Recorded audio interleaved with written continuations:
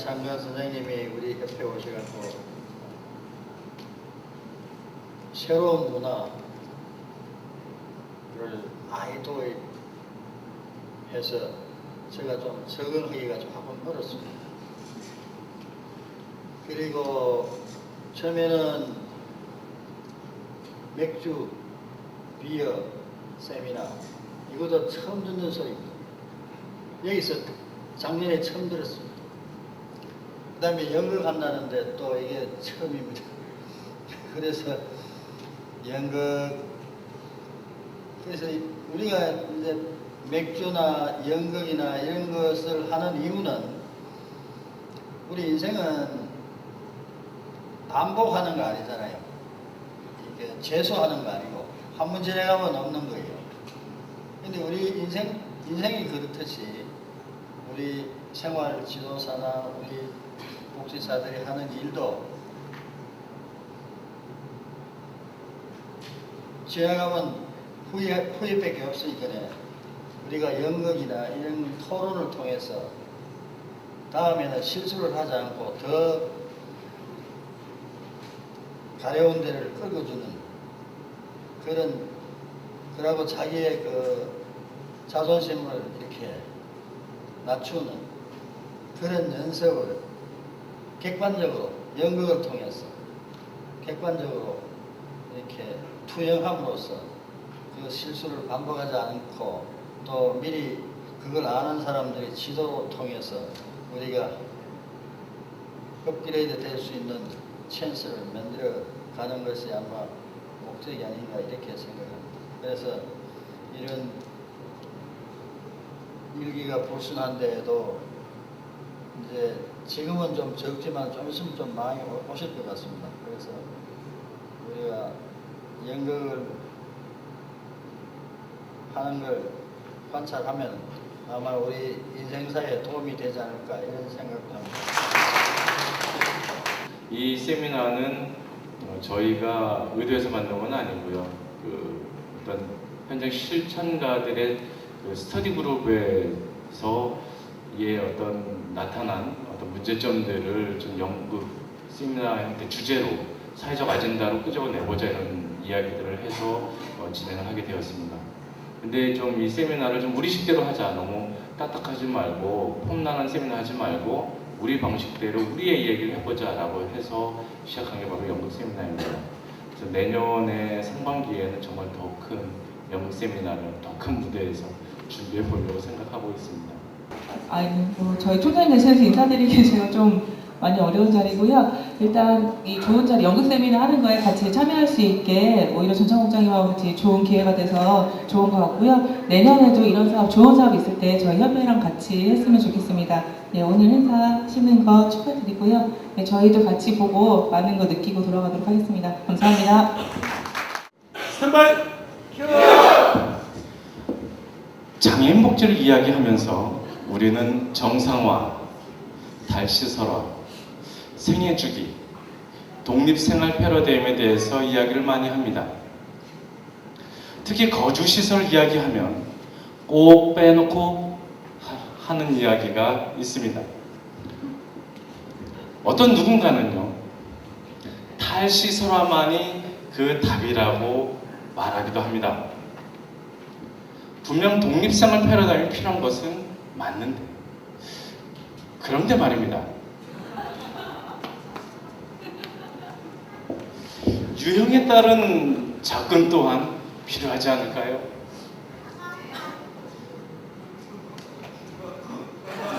그런데 말입니다. 여기서 한 가지 의문이 듭니다. 꼭 탈시설화만이 답일까요? 그럼 중증 장애인들은 그 사람들에 대한 보호는 어떻게 할 수 있을까요? 현재 지역사회에서 보호가 가능할까요? 그래서 오늘 우리는 여기서 생활교사와 사회복지사들의 진솔한 이야기를 들어보고자 합니다.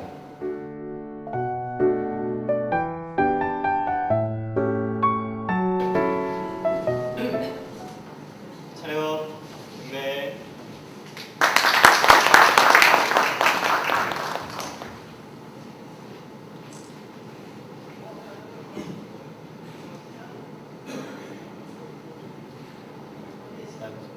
소리 나오는데.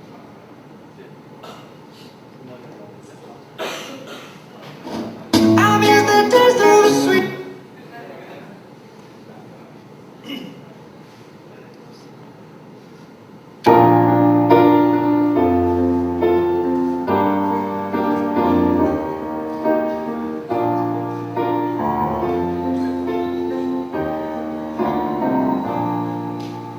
오늘 점심에 메뉴는 돼지갈비찜이죠. 내가 좋아하는 메뉴랑 설레었죠. 조금 늦게 들어가서 왠지 불안했는데 역시 당근밖에 안 남았네요. 당근 당근 당근 당근 당근 당근 당근 제가 토끼 뛴 걸 알았나봐요.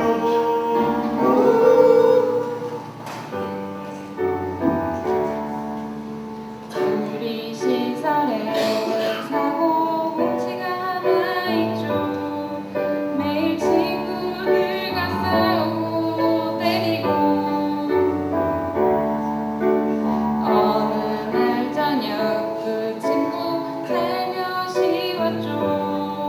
제게 슬며시 건네준 건 초코파이 초코파이 초코파이 초코파이 초코파이 초코파이 하나로 상관없네요.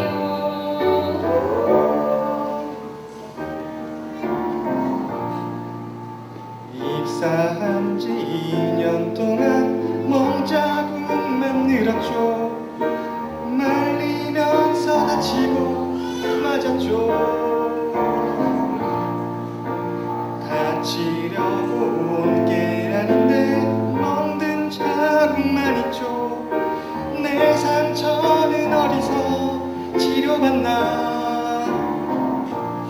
초코파이 초코파이 초코파이 초코파이 하나면 치료 완료.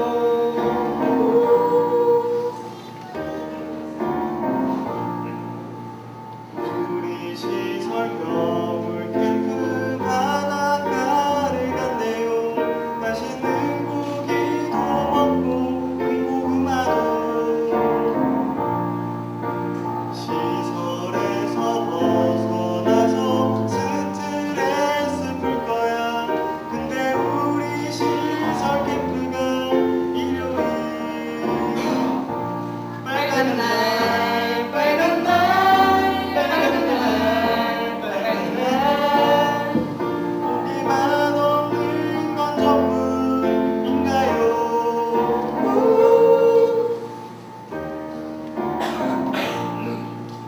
시설 동아리 중에 꽃꽂이 시간 있죠.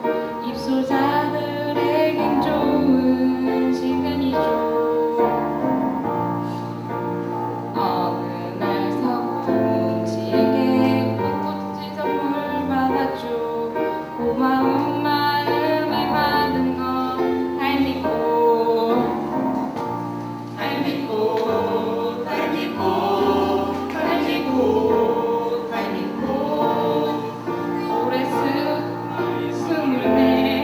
달이 됐네요.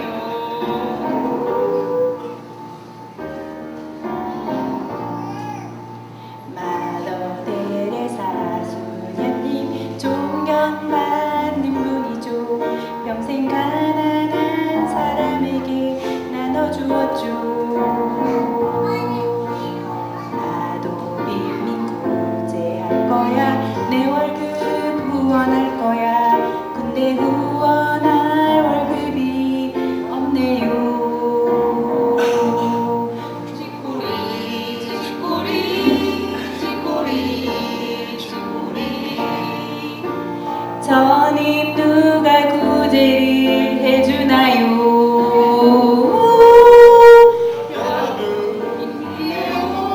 여러분 서요 힘들고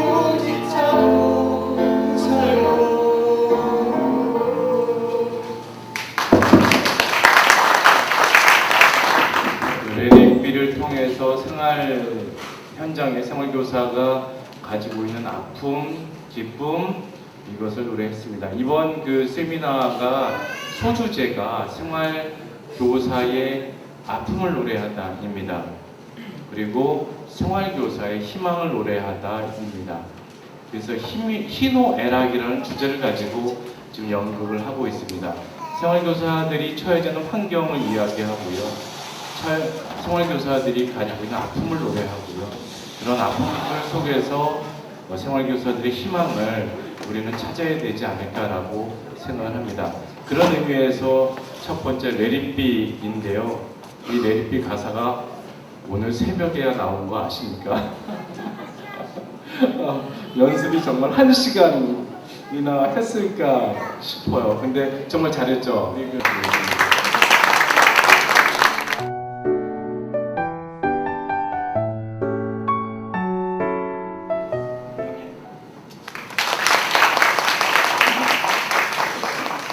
I miss the taste of the sweet life.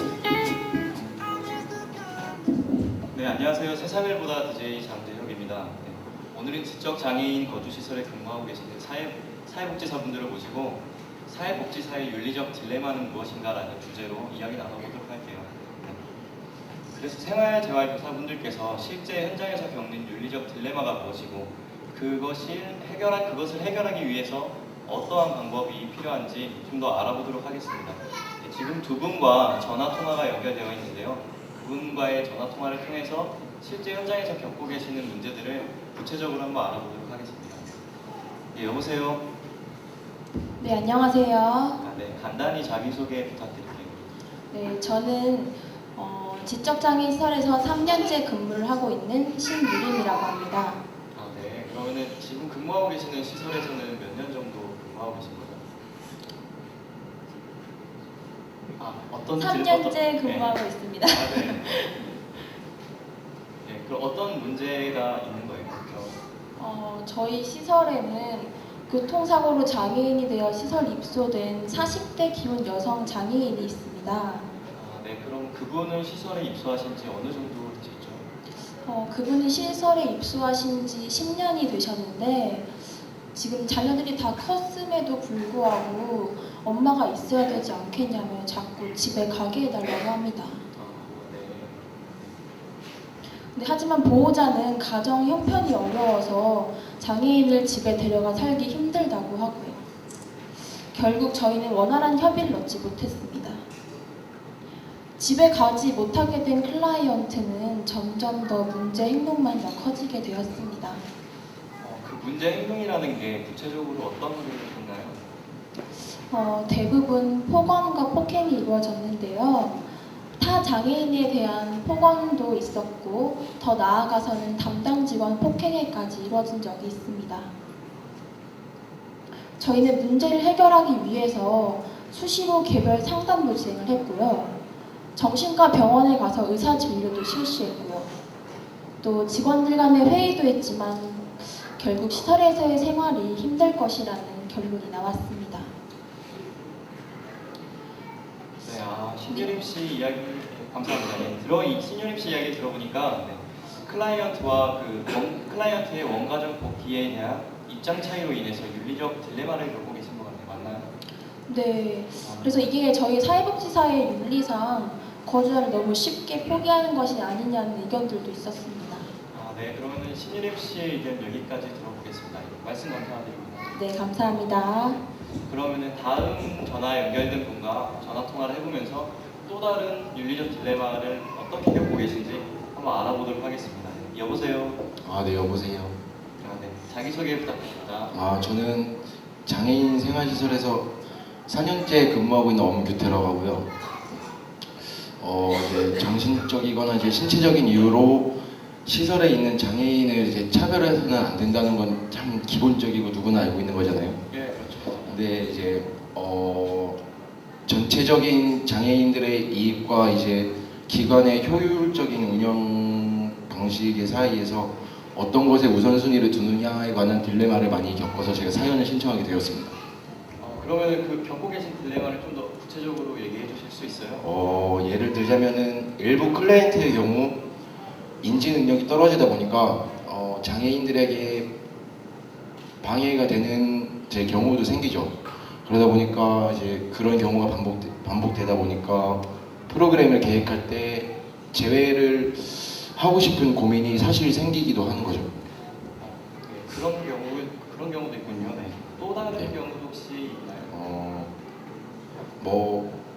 또 다른 경우로는 사회복지사의 도움이 없으면은 움직이는 게 어려운 장애인들이 있잖아요. 이제 그런 장애인분들이 이제 외부 활동을 하고 싶다고 요구를 하면은 안 들어줄 수가 없어요. 이제 그 요구를 매번 들으자다 보면 또 이제 다른 일을 할 수가 없게 되는 또 다른 고민이 생기는 거죠. 네.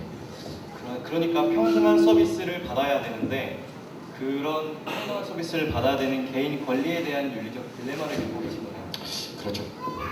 염규태 씨 이야기 잘 들었습니다. 감사합니다. 감사합니다.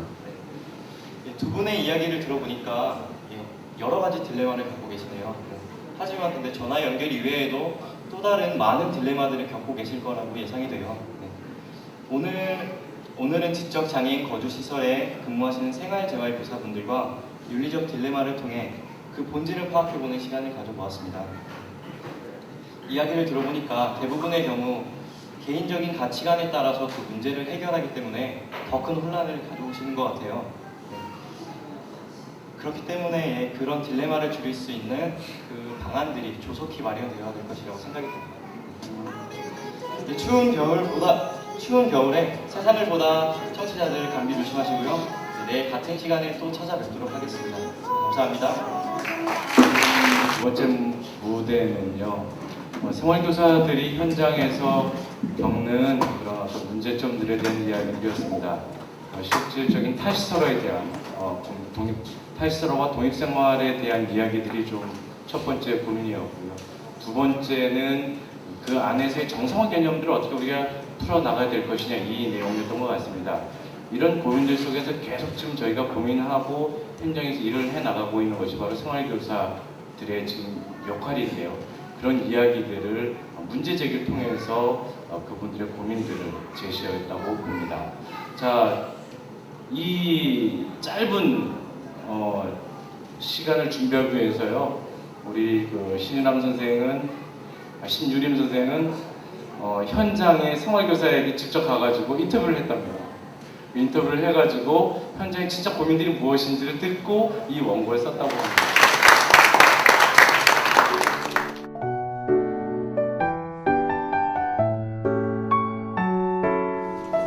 이거는 저희가 시설에서 겪은 일을 이야기하는 건데요. 실제로 있었던 일들을 두 가지로 보여드릴 거예요. 이제 조금 저희 시설에서도 내일 공연이 있어서 그거 연습하느냐고 저희가 연습을 좀 소홀하게 했는데 조금 미비하더라도 좀 양해 부탁드립니다.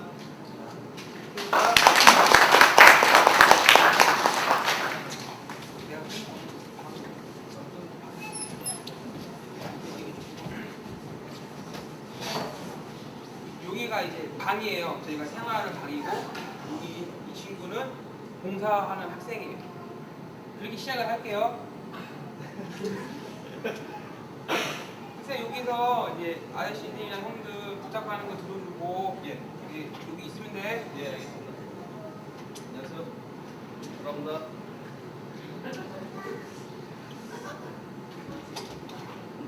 일로 와. 예. 저기 좋은 거야? 저거 좋아요. 요즘 나오는 우리 캐나다 부스 스타하고 저 헤딩 저거 맞아요. 마이크 있어요? 안 되는데.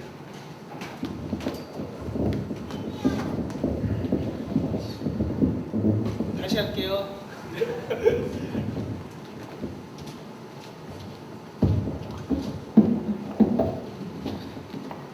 저기 아저씨 입은 거 좋은 거야?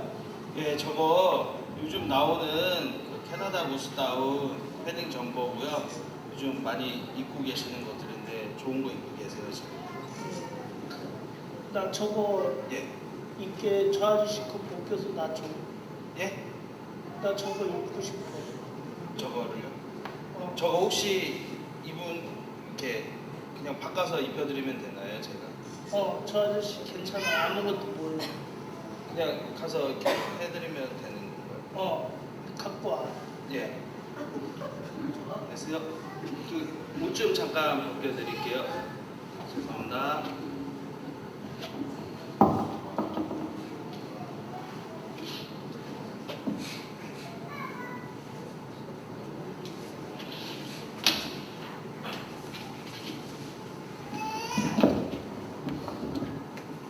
어떻게 입혀드릴까요?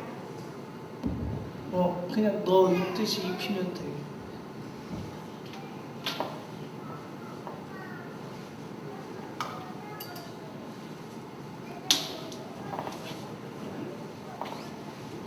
뭐 하는 거야? 예? 뭐 하는 거야 지금? 이분이 옷을 바꿔 입고 싶다고 하셔서 제가 지금 바꿔서 입혀드리고 있어요. 그냥 얘가 이 아저씨 옷 그냥 바꿔달라 했어? 그냥? 예, 그냥 바꿔서 입고 싶다고 그러셔서 바꿔 입혀드렸어요. 잠깐만 나가볼래? 예. 문 닫고 나가. 네. 야, 너 잠바 입는데 왜 이 아저씨 입고 입어? 이게 더 좋은 거라고. 너는 좋은 옷 많잖아. 너는 다른 애들 시켜서 좋은 옷 다 갖고 오게 하고 이 아저씨 좋은 옷 이거 하나밖에 없는데 왜 너가 이걸 다 입어? 이 아저씨도 좋은 옷 입을 권리가 있는데? 이 아저씨 아무것도 모르잖아. 맨날 밖에도 안 나가고 안에만 있는데. 너가 이 아저씨가 어떻게 아무것도 모르는지 어떻게 알아? 이 아저씨가 말을 못해서 그렇지 마음속에 생각하고 있는 거 네가 들어봤어?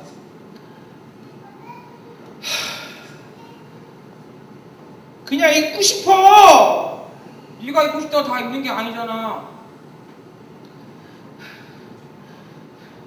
나 밥 안 먹어. 씨. 먹지 마.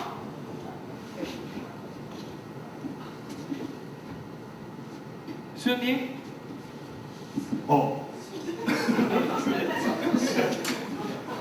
그래. 태바리가 그 무구가이 씨 옷을 자기가 갖고 싶다고 해서 봉사작생을 통해서 그냥 아무런 뭐 물어보는 거 없이 그냥 자기 마음대로 바꿨어요. 이걸 어떻게 해야 돼요, 저는? 그래도 태바리는 기도도 하고 아침에 봉사자 오면 안내도 하니까 그냥 놔두세요. 그냥 혼자 마음대로 하기 그냥 두는 게 좋은 거예요? 그래도 시설을 위해서 그렇게 하니까 그 정도는 놔두세요. 네. 예, 알겠습니다. 여기까지 한 편 한 거고요. 두 번째부터.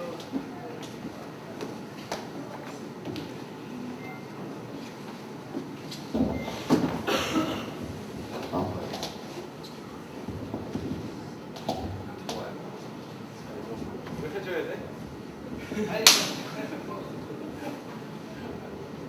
팀장님? 그래. 저희 코끼리 아이씨가 어제 그 동네 축제를 못 가서 굉장히 지금 기분이 안 좋은 것 같습니다. 어저께 못 가는데 이유가 있어요?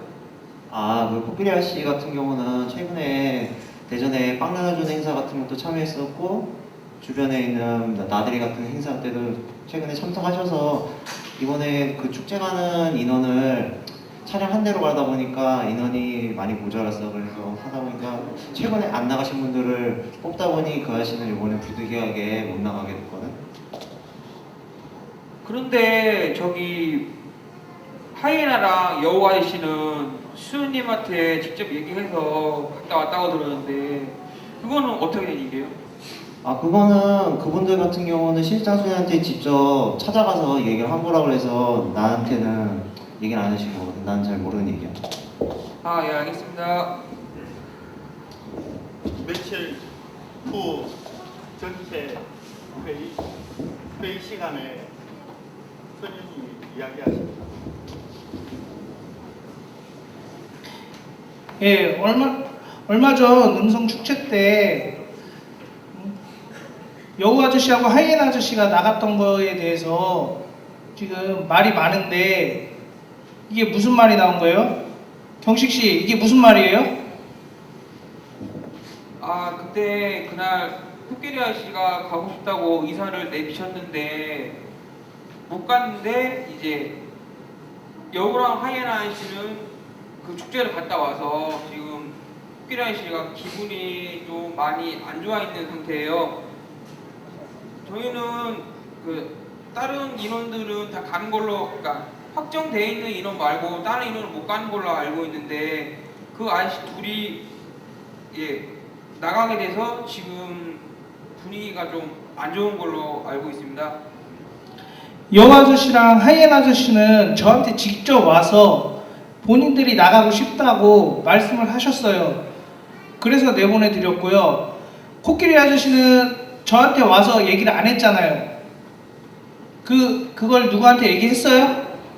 그건 수현님 말고 팀장님한테 가고 싶다고 얘기를 했는데 그때 저희도 이제 정현이 이런 말고는 못 간다 그래가지고 저희는 뺐어요. 팀장님 말로는 뺐다고 들었는데 그분들은 굳이 수현님한테 가서 얘기했다고 내보내주는 건 좀 아닌 것 같습니다.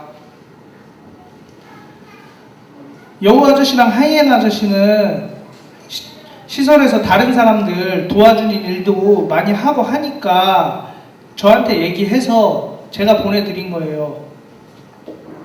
근데 그렇게 따지면 코끼리 아저씨도 방에 있을 때 인지 없는 분들이나 침대에 누워서 생활하시는 분들한테 간식도 먹여주고 물도 먹여주고 진짜 때로 바쁠 때면 근무자가 진짜 바쁠 때면 밥까지 먹여주는데 그 아저씨도 다 도와주는데 왜 그렇게 눈에 보이는 식으로만 시설에 더 도움을 준다고 그렇게까지 혜택을 받는 건 좀 아닌 것 같습니다.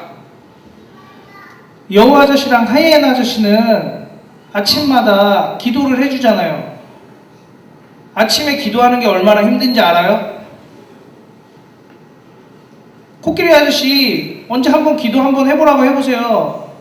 여우 아저씨랑 하이엔 아저씨는 1년 내내 돌아가면서 본인들이 앞장서서 기도해주고 그런 모범적인 행동을 하니까 이런 일 가고 싶다고 할 때 들어줄 수 있는 거 아니에요. 근데 그렇게 기도를 하면은 기도하는 것만으로도 이게 도움을 준다고 하시는데 그 아저씨도 방내 엄연히 도와주시고 다른 일도 다 도와주시는데 그렇게 수현님 눈에 안 보인다고 해서 그렇게 혜택을 차별하는 거는 좀 아닌 것 같습니다. 그럼 그분도 기도하라고 하세요. 예, 알겠습니다. 여기까지입니다.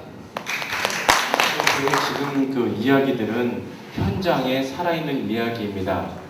그래서 여기 계신 분들이 특정한 상황들이 나타나고 하더라도 있는 그대로 그냥 받아들여 주셨으면 좋겠습니다. 이것이 또 다른 어떤 오해가 생기지 않길 바라겠고요. 이것은 지금 세미나입니다. 연극이기도 하지만 세미나이기도 하기 때문에 현장의 문제를 지금 끄집어내는 것이다. 이렇게 좀 생각을 해주셨으면 좋겠습니다. 그래서 현장의 이야기죠. 살아있는 이야기들을 해준 우리 그 음성에서 멀리 온 우리 오대근과 그 친구들 좀 큰 박수로 격려해 주시기 바랍니다.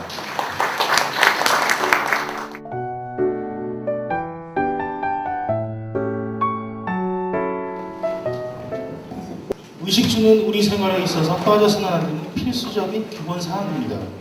의식주, 이 셋 중 하나라도 부족하면 우리는 인간답게 사는 데 있어서 많은 부분에서 포기를 감수해야 할 것입니다.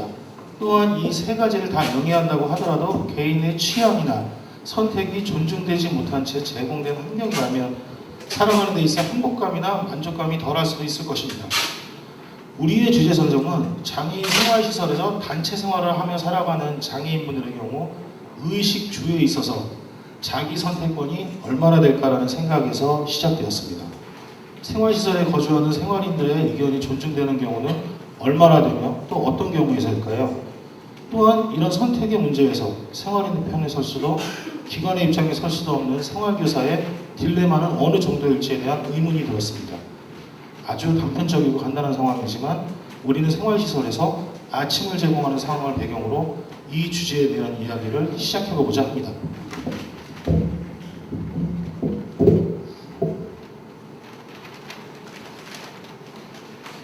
직영복지마을의 희망반 아침 식사 시간입니다. 언제나 아침 식사 시간은 생활인들의 활기찬 모습이지만 가끔은 메뉴 투정을 하는 한두 명으로 생활교사는 곤란한 상황에 처하기도 합니다. 선생님 뭐 또 빵이에요? 나 진짜 빵 싫어요. 밥 줘요. 맞아 나도 빵 싫어. 계란 후라이 먹고 싶어요 선생님. 계란 후라이 줘요 계란 후라이. 그래 얘들아 이따 점심은 밥이야. 그러니까 아침에 빵 먹자. 여기 우유도 있잖아. 우유랑 빵이랑 같이 먹으면 맛있지? 우리 얼른 밥 먹고 프로그램 하러 가야지. 선생님 나 빵 안 먹어요. 맛없어. 계란 후라이 먹고 싶어요. 우리 엄마는 아침에 계란 후라이도 해주고 먹고 싶은 거 다 해줬는데 선생님은 맨날 빵만 주고 선생님 미워요. 미워. 선생님이 조리사 선생님께 잘 말해서 다음에 계란 후라이 달라고 할게. 그러니까 우선 빵 먹자. 제이랑 빵 먹자. 매일 반복되는 상황은 아니지만 종종 이런 일이 있을 때마다 생활교사분들은 생활인들을 달래기가 버겁기만 합니다. 먹는 즐거움, 선택권이 없이 짜여진 식단대로 먹을 수밖에 없는 이 친구들을 위해서 생활교사가 할 수 있는 일은 어르고 달래고 혼내는 일뿐일 것입니다. 안녕하세요. 안녕하세요. 기본권인 식생활에서의 생활인의 선택권, 그 안에서 생활교사의 딜레마에 대해서 토론을 진행하게 된 사회자 이성만이라고 합니다. 안녕하십니까? 금일 토론의 주제는 기본권인 식생활에서 생활인의 선택권, 그 안에서 생활교사의 딜레마입니다. 여러분들의 소중한 의견과 고민을 함께 나눌 수 있는 시간이 되었으면 좋겠습니다. 그럼 이제 토론회를 시작하겠습니다. 먼저 직영복지재단 왕일환 원장님을 소개하겠습니다. 반갑습니다 여러분. 직영복지재단 원장 왕유란이라고 합니다. 저는 사실 이번 주제가 선정되었을 때 좀 의아했어요. 하지만 오늘 이 자리를 통해 여러분들의 의견을 듣고 좀 더 나은 시설로 발전할 수 있도록 잘 수렴해서 듣겠습니다. 여기 계신 생활교사 선생님, 부모님들 좋은 의견 부탁드리겠습니다. 우선 이 주제에 가장 근접한 우리 생활교사분의 이야기부터 들어보는 것이 좋을 것 같습니다. 선생님, 이 주제가 나왔을 때 많이 공감하셨습니까? 네, 어느 정도 공감이 많이 됩니다. 제가 여기서 일하면서 가장 어려웠던 부분이기도 했는데요. 우리는 먹는 즐거움이 가장 크다고 일반적으로 보통 생각하시잖아요. 그쵸? 그쵸? 네, 근데 먹을 때 행복하고 즐겁기도 한데 하지만 여기서 생활하시는 분들은 자기 선택권이 없이 짜여진 식당대로 먹고 생활해야 하니까 그런 부분은 선택권이 없는 게 안타깝죠. 그렇다고 저희 생활교사가 해줄 수 있는 것도 없으니 고민이 많이 되고 딜레마에 많이 빠지는 부분이기도 합니다. 그렇습니다. 그럼 이번엔 원장 선생님의 입장도 한번 들어보는 것이 좋을 것 같습니다. 원장 선생님은 어떻게 생각하시죠? 내가 먹고 싶은 것을 먹을 수 있는 즐거움 좋죠. 하지만 우리처럼 100명이 넘는 생활인들이 생활하는 시설에서 그 개개인의 취향을 다 맞춰준다는 것은 너무 이상적인 생각 아닐까요? 또한 아이들이 건강에 좋은 것만 선택할지 아니면 맛있고 영양가 없는 것만 선택할지 이런 부분도 고려해 봐야 할 부분이기도 하고요. 그래도 저는 우리 생활시설에서 먹는 것만큼은 최고로 신경 써주고 있다고 생각하고 있거든요. 원장쌤의 입장도 이해하지만 아침에는 대부분의 빵이나 간단한 식사 위주로 제공되고 있고 아이들의 건강을 위해서라고는 하지만 너무 채식 위주의 식단으로 짜여 있는 것 같아요. 이 부분은 좀 보완이 필요하지 않을까 싶습니다. 예, 공동생활에 있어서 불가피한 상황이 물론 이해가 안 가는 건 아닙니다. 100% 문제를 해결할 수 없으면 절충안이라도 찾아보려는 노력이 좀 필요할 것 같습니다. 혹시 다른 분들은 좋은 의견이 있으신지 궁금합니다. 네, 제가 항상 배식을 하고 생활인들과 밥을 먹으면서 하는 생각은 시설의 특성상 어쩔 수 없는 부분이긴 하지만 우리 아이들이 먹는 것에 있어 좀 더 즐거움을 줄 수 있는 방법은 없을까 하는 것입니다. 한 달에 한 번씩이라도 설문조사나 의견 수렴을 통해서 가장 많이 나온 메뉴를 제공하는 게 어떨까 저는 생각을 합니다. 하지만 또 기관의 입장에서 생각하면 또 이 부분은 말처럼 쉬운 것이 아니기 때문에 좀 많은 어려움이 따를 것이라는 생각도 한편으로 들긴 합니다. 여러분, 장애인 생활시설에서 한 끼 급식비 기준이 얼마인지 아세요? 그 국가에서 지금 책정된 금액이 1,368원이에요. 이 금액으로 어떻게 우리 아이들에게 양질의 음식을 제공하겠습니까? 우리가 당연히 우리 아이들에게 양질의 음식을 제공해야 하지만 우리처럼 개별식이나 치료식 등 영양식단을 짜야 되는 이런 좀 특수한 경우도 생각해 주셨으면 합니다. 예, 원장 선생님께서 이제 보조금에 대해서 이야기를 해주셨는데요. 이 금액은 이제 2012년 기준으로 사실 기초생활세금권자 1,508원보다 낮은 금액입니다. 또 단체 교시기관인 특수학교 2,083원, 초등학교 1,908원, 군장병 1,940원과도 큰 차이가 있긴 합니다. 이런 상황을 모르고 드리는 말씀은 아니지만 기관이 정부보조금만으로 운영되지는 않지 않습니까? 후원금, 후원물품, 재능기부 이런 것들을 잘 활용하면 좀 더 양질의 급식이 제공되지 않을까 싶습니다. 그래도 여러분들이 많이 신경 써주시면 아이들을 맡겨놓고 이런 말씀을 드리는 게 참 죄송하고 어렵지만 그래도 활용을 잘 하셨으면 좋겠습니다. 네, 저도 부모님 입장이라 저도 그런 생각이 들긴 합니다. 100명이 넘는 아이들의 취향에 맞춰 모든 음식을 준비할 수 있는 건 사실상 시설에서 어렵다고 생각은 합니다. 그러나 저희가 생활하는 방마다 개별 외식이나 봉사자를 이용해 음식을 만들어 먹는다면 가능성은 그래도 있지 않을까 생각이 듭니다. 하지만 기관을 운영하는 입장에서는 먹는 것 때문에 매주 그렇게 운영하는 것은 사실상 불가능한 일이죠. 우리 생활교사 선생님은 생활인 분들 편에서 말하시기도 좀 기관 편에서 말하시기도 좀 난감하신 것 같아요. 생활인 편에서 말씀하시는 것 같다가도 이제 끝부분 가시면은 기관의 입장을 좀 대변하시는 것 같습니다. 네, 그래서 저희는 항상 그 딜레마에 빠질 수밖에 없는 큰 문제인 것 같습니다. 전 생활교사 선생님의 의견이 불가능할 것 같다고 생각하진 않아요. 이런 식으로 진행된다면 아이를 맡겨놓고 있는 저희 부모님들도 좀 마음이 편할 것 같습니다. 그러면 원장 선생님 생각은 어떠신지 좀 들어봐야 될 것 같습니다. 원장 선생님, 오늘 주제에 대해서 다양한 의견하고 해결책도 함께 좀 제시가 된 것 같습니다. 생각이 어떠시지요? 저도 생활교사 선생님이나 부모님의 생각처럼 그렇게 일이 좀 진행됐으면 좋겠어요. 하지만 기관을 운영하고 있는 저희의 입장도 좀 생각해 주셨으면 좋겠어요. 아이들의 급식에 대한 의견 수렴 된다고 쳐요. 근데 그 의견 수렴에 맞춰서 봉사자나 자원이 구해지지 않는다면 그 차후 대책은 어떻게 하실 건지, 또한 외부에서 자원이 왔을 때나 아니면 우리 애들이 밖에 나가서 외식을 할 때 안전 문제에 대한 부분도 저희는 생각하지 않을 수 없어요. 우리 원장 선생님께서 좀 스트레스가 좀 많이 받으시는 것 같아요. 말씀이 좀 날카로우시네요. 기관을 운영하는 입장에서 보면 원장 선생님 마음도 이해는 갑니다.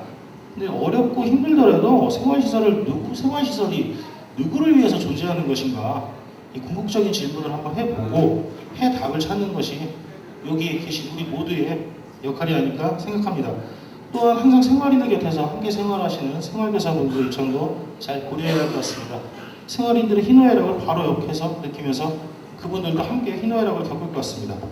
네, 맞습니다. 아이들과 생활하다 보면 아이들의 의견을 모두 다 들을 수는 없고 또 짜여진 시간대로 움직이는 아이들을 보면 솔직히 마음이 정말 짠하기도 합니다. 단체 생활에서는 모두를 만족시킬 수 없다고 생각하고 시설을 운영하기 위해서는 어쩔 수 없는 선택인 것도 알지만 우리 아이들의 선택권 박탈에 있어 저희 생활교사의 불편한 입장도 많이 생각해 주셨으면 좋겠습니다. 오늘은 아주 단편적으로 먹는 이야기였지만 프로그램이나 기상 취재 시간까지 모든 것이 일정대로 진행되는 부분은 사실 편하기도 하지만 개개인의 삶을 생각하면 안타깝고 참으로 씁쓸한 마음이 듭니다. 장애인 개개인의 삶을 생각하면 쓸쓸한 마음이 든다는 생활교사의 말이 참 마음이 아픕니다. 이런 부분은 우리가 해결책을 지금 바로 제시할 수 없기 때문에 더 답답한 것 같습니다. 우리 장애인들과 함께 많은 시간을 공유하고 있기 때문에 생활교사분들이 더 직접적으로 나오는 감정이 아닐까 싶고요. 그렇기 때문에 더 마음에 와닿는 것 같기도 합니다. 오늘 이 자리에서 명쾌한 결론이 나오진 않았습니다. 각자의 입장에서 개개인의 생각을 들어볼 수 있는 좋은 시간이었던 것 같습니다.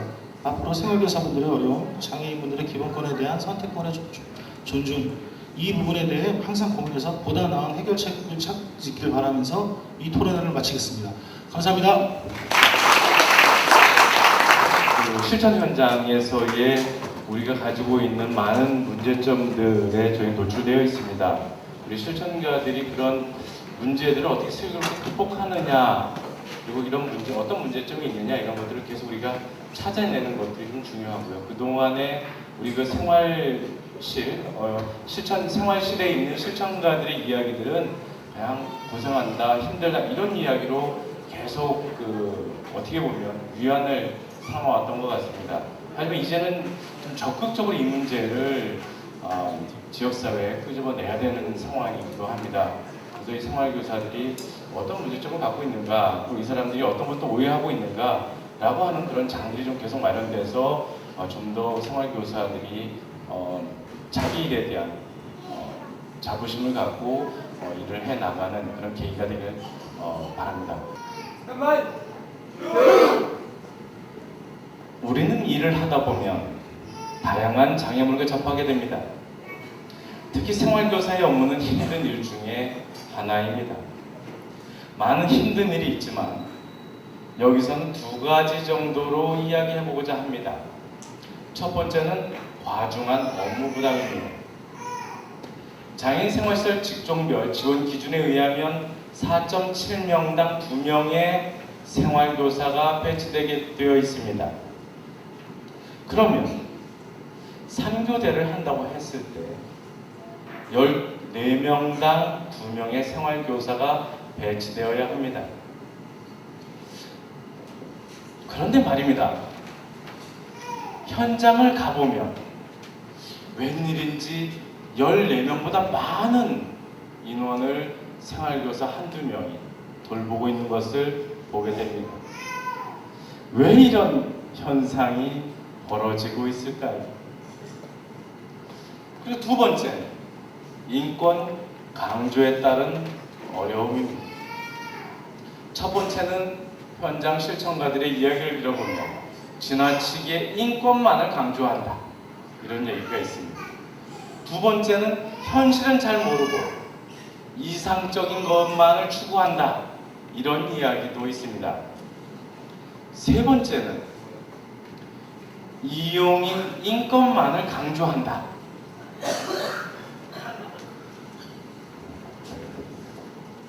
그런데 말입니다. 여기에 대해 국가인권위원회는 다음과 같이 말을 하고 있습니다. 인권은 자유권만을 강조하는 것이 아니라 사회권을 보장하는 것이다.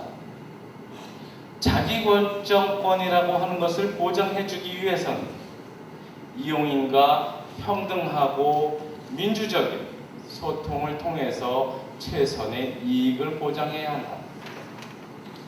그리고 마지막으로 소수자에 대한 배려에 대해서 이해해야 된다라고 말을 하고 있습니다. 우리는 이 세미나를 하면서 한 가지 의문이 발생합니다. 시설장과 관리자는 꼭 나쁜 사람일까요? 생활교사는 무조건 천사일까요?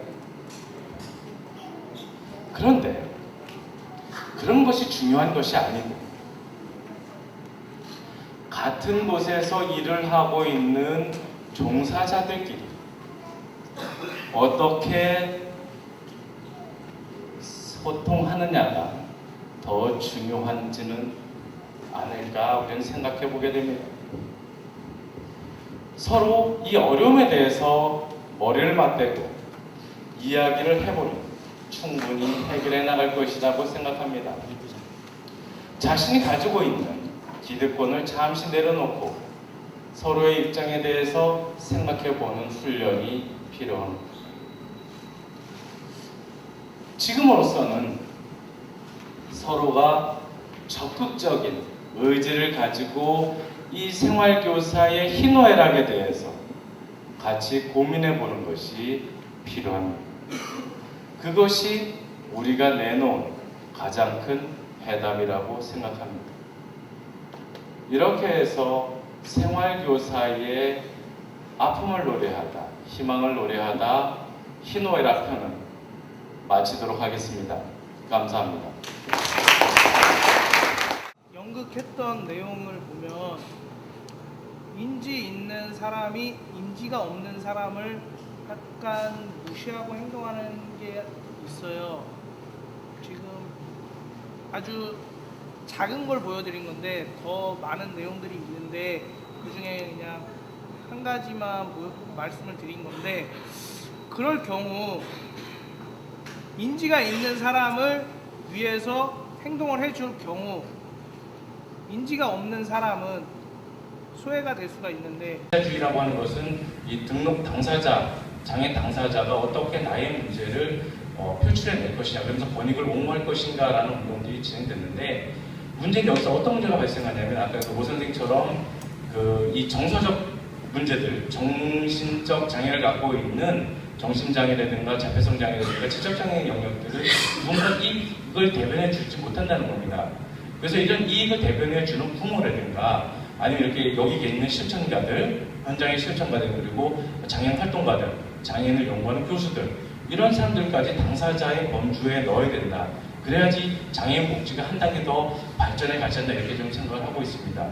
그래서 최근에 이 당사자주의를 확대하자, 이런 이야기를 계속 지금 제가 하고 있는 이유가 바로 거기에 있습니다. 그러니까 여러분이 곧 장애 당사자예요. 그 안에서 문제를 풀어가야 됩니다. 이걸 저 혼자 이야기해야 될 것이 아니라 확산을 해야 됩니다. 그래야지 우리 역할이 생기고 우리의 자리가, 전문성을 보장받는다고 저는 생각합니다. 일단 2차 기관에서 근무를 하다 보니까 실질적으로 1차 기관에서의 그런 어려움들을 저희가 정확히 피부에 없다고 이렇게 느끼지 못합니다. 그렇지만 그래도 많이 이해하려고 노력을 하고요. 그리고 지금 현재 갖고 있는 문제점들, 지금 4가지 파트를 통해서 연극 세미나를 통해서 저희가 봤는데, 그런 점에 대해서 좀 저희가 많이 느낀 점들도 많고요. 저희 사회복지협의 입장에서도 한국의 이런 다양한 문제점들을 어떻게 좀 해결해 나가야 되는지에 대해서 좀 더 고민해보는 시간이 되었던 것 같습니다. 대안을 내놔라, 이렇게 요구한 부분들이 사실 많거든요.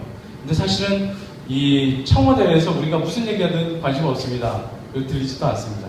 그럼 우리는 지역에서 지역사회 복지라고 하는 틀 속에서 민원전달 체계에서 어떤 그 시스템을 구축할 것인가에 대한 고민들은 사실 계속 이루어져야 되는데, 그런 부분들이 최근에 제가 보지를 못했습니다. 어떤 협의체나 어떤 모임체를 통해서 모든 것을 풀어가려고 했지, 진정의 그 고민들 밑에서 시작하지는 않았던 것 같습니다. 그런 의미에서 이번 세미나가 작은 좀 시발점이 됐다고 저희는 생각을 하고요. 그런 시발점을 통해서 자꾸 현장의 이야기가 우리 식대로, 우리 사회복지사들 식대로 표출이 되고 해석이 되고 답을 찾아야 된다고 생각합니다. 혼나는 답을 찾는 것이 아니라 우리의 답을 찾는 것이 바로 한국형복지이고 지역사회 복지라고 저는 생각합니다. 그런 의미에서 이렇게 자리를 함께해 주신 모든 현장 실천가들에게 감사의 말씀 전하고요. 그리고 사실 이 무대가 좀 더 풍성하게 해주신 충청도 사회복지협의회 김창기 회장님께도 감사의 말씀을 드립니다. 네, 저도 이 사회복지 공부를 해가지고 장애인 보호작업장에서 일한 지가 한 3개월 정도 되는데, 여기서 하는 세미나를 보고 많이 느꼈어요, 저도. 그래서 옛날에는 그냥 겉으로 보기에 그렇구나 했는데, 아까 하나하나의 장면이 다 저한테 와닿고, 내가 여기서 뭐가 잘못하지 않았을까 다시 한번 생각해보는 계기가 된 것 같습니다. 다양한 장르로 사회복지 현장을 볼 수 있어서 정말 재밌었던 것 같고요. 앞으로 제가 일할 영역에서 어떤 일들이 일어날지 기대도 되고 걱정도 되는 것 같습니다. 오늘 연극 세미나 잘 보셨습니까? 네. 사회복지사 제가 공부를 좀 우리 와이프가 사회복지사 한다고 해서 제가 같이 공부를 좀 해봤습니다. 뭐 클라이언트리 뭐 이런 단어도 좀 알고 좀 해봤습니다. 그래서 오늘 이렇게 들어보니까 좀 이해가 되더군요. 그래서 이거는 하나의 시발점입니다. 내년에는 또 이거보다 더 살을 붙여서 세미나를 할 계획이라고 하네요. 그래서 오늘 이것으로 간단하게 마치겠습니다. 감사합니다.